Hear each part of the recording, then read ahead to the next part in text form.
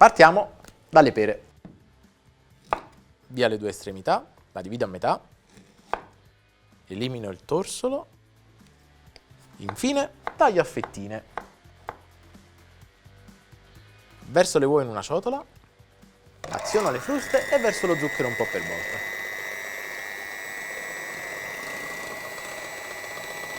Quando il composto risulta chiaro e spumoso, verso il burro a filo. Poi unisco la ricotta scolata. In ultimo le polveri setacciate, farina e lievito. Spengo le fruste e aggiungo un terzo delle pere e poi il golosissimo cioccolato tritato. Mescoliamo bene il tutto.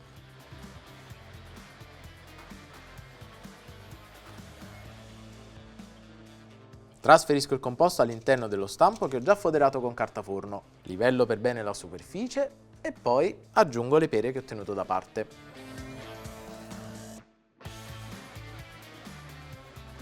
In ultimo cospargo con un po' di zucchero che farà una bella crosticina in superficie. Portiamo la nostra torta a cuocere in forno statico a 190 gradi per 40 minuti, dopodiché passa in modalità ventilata per altri 20 minuti a 180 gradi.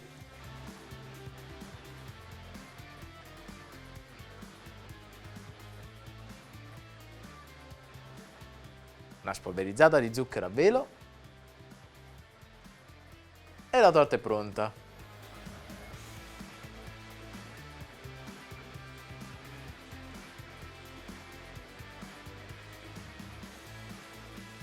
E ora è il momento che preferisco, l'assaggio. Giovanni approved.